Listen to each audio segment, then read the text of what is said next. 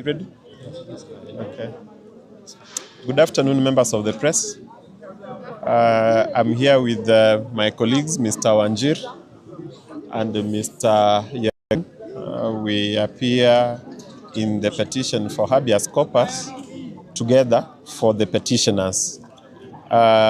We were here in court today to prosecute the application.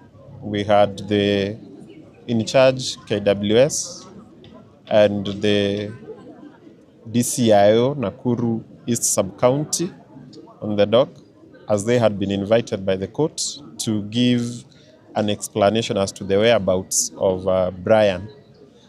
We are grateful that so far we are making progress with the matter.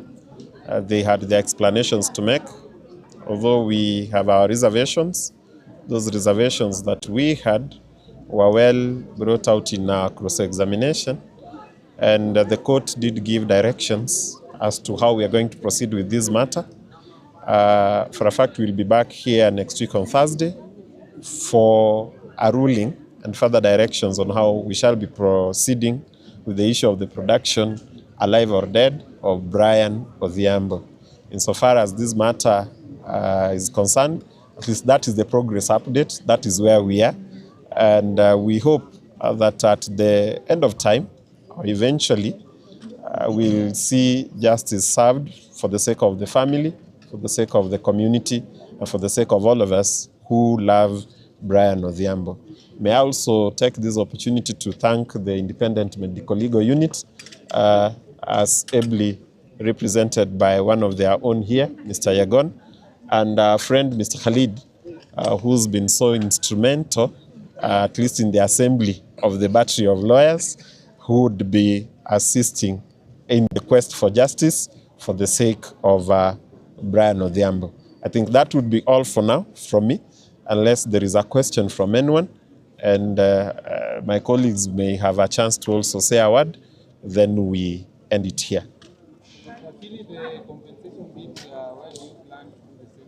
I may need to say this at this point in time.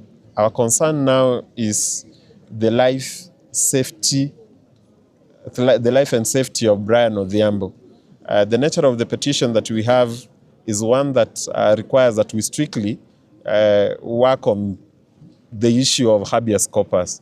The issues of compensation and all that would come later on, of course, depending on the nature of instructions we receive from our clients, so that then that can also be pursued. We may not really say for now that we are intent on pursuing the question of compensation when we have not even answered the question, where is Brian? Yeah. Once we answer that question, the rest would surely flow. Yes. Any other question?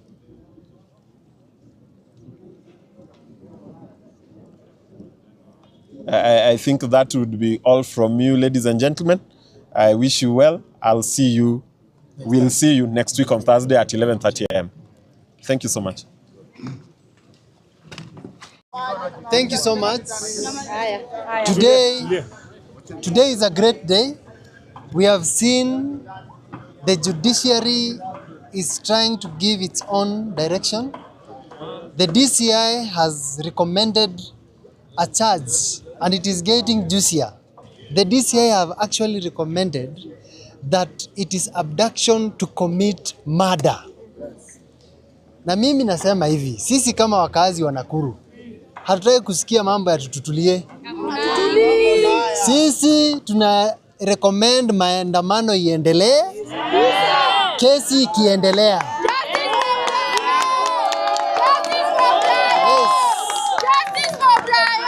Na wale ambao wasikii Kiswahili, we want to inform them that demonstrations to continue as the case continues. Yes. This is a grave offense, and this is incompetence of the highest level, as we have seen by Kenya Wildlife Services. We are demanding for resignation and overhaul of in charge of wildlife services. Wanachunga wanyama ama wanachunga binadamu? We want Brian Odhiambo either alive or dead. And this is the power of the people. this is the power of the people. We are the ones who pay for those guns. Yes. We are the ones who pay for their salaries. Yes. We are the ones who pay for them to be here, including this judiciary. And so, we are demanding for the rights of these citizens, or else the citizens will wake up and defend their constitution. Yes. Under Article 26 of this constitution, which was promulgated 2010, subsection 3, it is very clear. No one is supposed to be deprived of life intentionally. And if the KWF soldiers did that, this is a grave offense. Lazima mtu akae kamiti. Kabisa. Justice must be done. Thank you so much. Yes.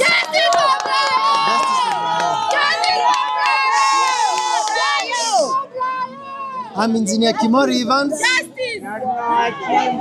Adding on that, I'm Engineer Kimori Evans, and I want to tell you that Gen Z is the epicenter of Gen Z is Nakuru. Kabisa. Na kama hawatasikia, demonstrations zitakuwa nje ya KWF watasikia. Yes. Thank you so much.